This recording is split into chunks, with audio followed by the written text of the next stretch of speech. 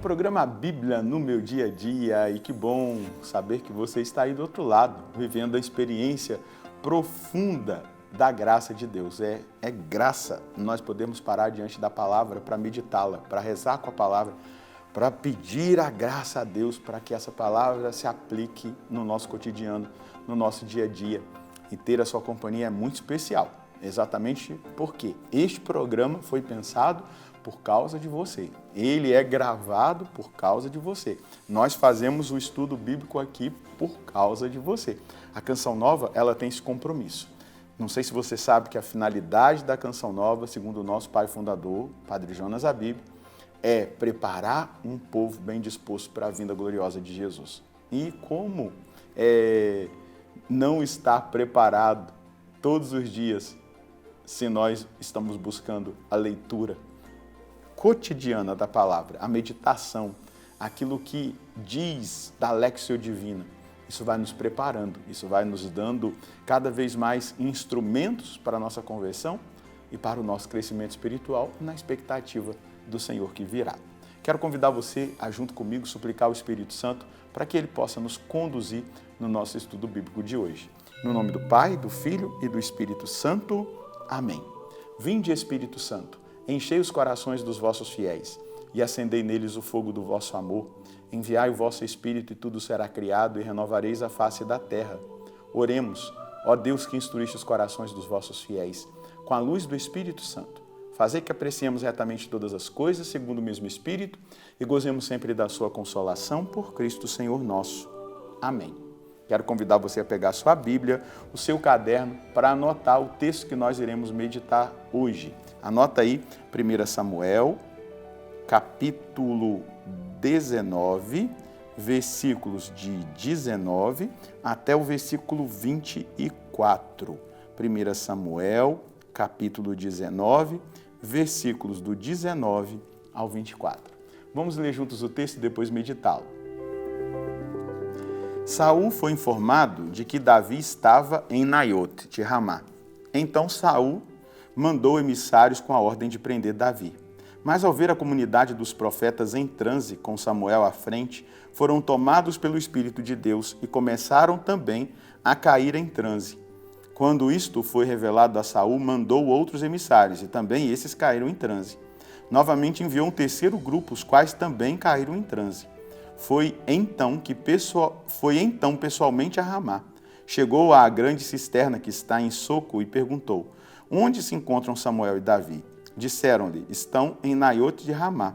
Foi então para Naiote em Ramá.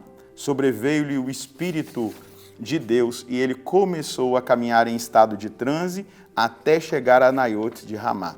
Despiu também suas vestes, estando em transe com os outros na presença de Samuel. Ficou caído por terra nu durante todo o dia e toda a noite, de onde o ditado: também Saul está entre os profetas? Que coisa espetacular nós vermos esse acontecimento que a Bíblia nos traz, né? A literalidade, a palavra literal. Saul está perseguindo Davi. Ele ficou sabendo que Davi estava em Naiote, ou melhor, em Ramá, com Samuel. Envia os seus emissários para lá. O primeiro grupo entra em transe, né, profético. Depois, o segundo grupo da mesma maneira. O terceiro grupo da mesma maneira. Saul resolve ir pessoalmente. Isso aqui é extraordinário. O Espírito do Senhor que age. O Espírito do Senhor que fala por meio dos profetas. O Espírito do Senhor que protege os seus eleitos. O Espírito do Senhor que é soberano. Isso fala muito ao nosso coração. Então, o Espírito do Senhor faz com que os perseguidores entrem em transe profético. Ou seja, também entre na dinâmica do profetismo. O Espírito é soberano até sobre os ímpios, podendo até mesmo tomá-los, falar por meio deles, ainda que não estejam convertidos. Eu não sei se você já foi alcançado por uma palavra de alguém que não é convertido, que a gente sabe que está aí vivendo no mundo, fazendo aquilo que não agrada a Deus, mas foi usado por Deus ali naquele momento. Deus faz assim. E aqui a gente vê os instrumentos do rei para a perseguição, para prender Davi, ou até mesmo matá-lo, se tornam instrumentos de Deus. E aí o próprio rei vem. O próprio rei vem, chega em Ramá, pergunta onde está Samuel e Davi. Eles dizem que eles estão em Naiot, que ali era a comunidade dos profetas, e Saul se dirige para lá. E o que acontece? Saul entra também no transe profético, né? Naquela realidade, né? Essa palavra transe parece que ela é um pouco, para nós, né? A linguagem não fica muito apropriada. Vou usar o termo êxtase, aí é melhor, a gente consegue entender espiritualmente. Ele entra num êxtase profético, e no êxtase profético, a profecia, ela começa a se evidenciar. Ele fica o dia todo em êxtase profético. Ele tira as suas vestes, ele fica nu. A palavra diz que ele cai por terra. Aqui é o símbolo muito concreto da humilhação e da queda da realeza de Saul. E onde ele está caído? Diante do profeta Samuel, diante de Davi. O profeta que foi usado por Deus para ir até a casa de Jessé, escolher aquele que Deus diz para ele: esse é o homem segundo o meu coração, Davi. Deitar o chifre de óleo na cabeça de Davi. Davi começa a ser conduzido e possuído pelo Espírito Santo. Agora, o inimigo, aquele que quer matar Davi, aquele que quer impedir a vontade de Deus se estabelecer, cai por terra em êxtase profético nu, exatamente expressando humilhação e queda da realeza. Mas vamos lá, o que nós percebemos aqui? O Espírito do Senhor tem o domínio absoluto. Ele interrompe os planos de morte e ele invade os ambientes ímpios. Os corações ímpios, confunde os perseguidores, transforma os campos de guerra em campos de louvor. É o que acontece ali. A profecia está no ar, o poder profético está no ar, e aquela que é a vontade de Deus, ela se estabelece. Nós não podemos nos deixar tomar pelo desânimo, pelo abatimento, achar que está tudo dominado, que o mal está vencendo. Não. O Espírito do Senhor é soberano, é absoluto. E aqui nós vamos também perceber o juízo de Deus. Deus que humilha os orgulhosos, o rei que tentou manipular o Espírito, o rei que tentou fazer segundo os critérios humanos o mal a Davi, o rei agora é por ele exposto. Uma profecia sem conversão, ela se torna juízo. Não que um não convertido, um ímpio, não possa profetizar. Ele pode até profetizar, ele vai ser usado, mas aquilo se torna juízo.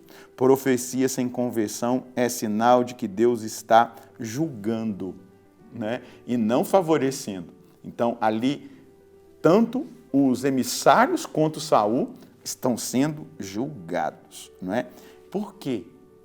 Porque Davi é o escolhido. Saul já tinha visto que ele era o escolhido.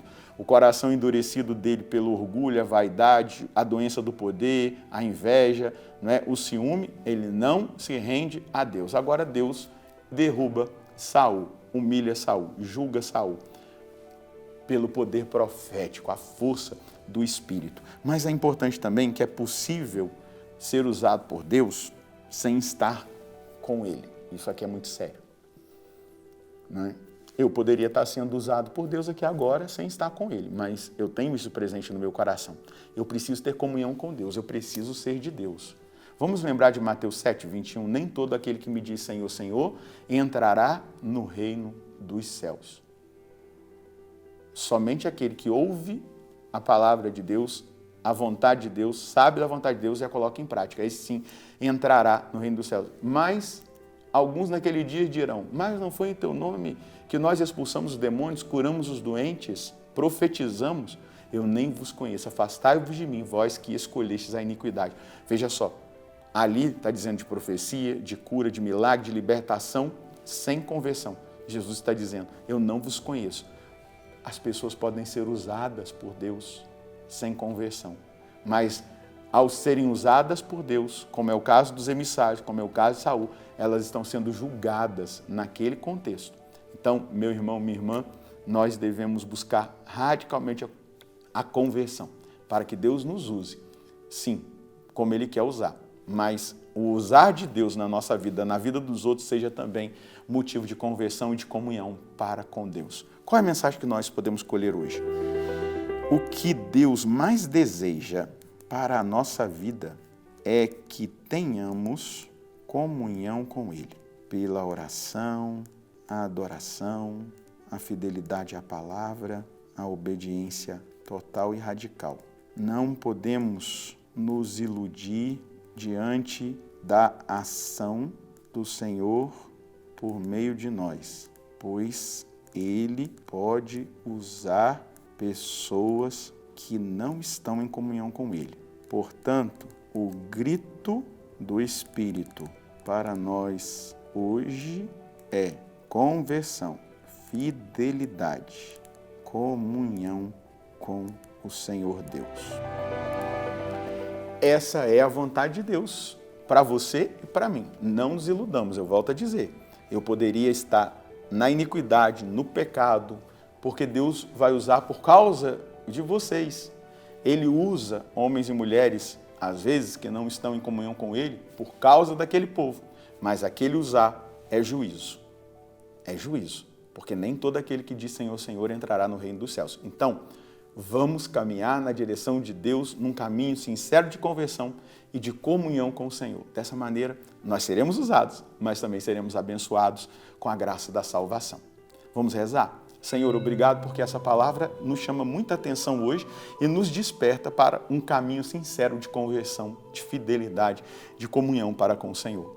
A mim e aos meus irmãos eu peço que o Senhor nos alcance com seu Espírito Santo.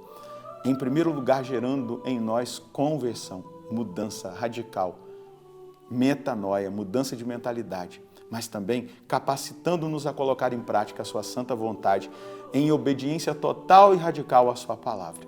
Faz com que eu e os meus irmãos sejamos abençoados por ti e vivamos sim, em profunda comunhão com o Senhor, em fidelidade, buscando cada vez mais a santidade para agradar o Senhor e viver na sua presença. Amém.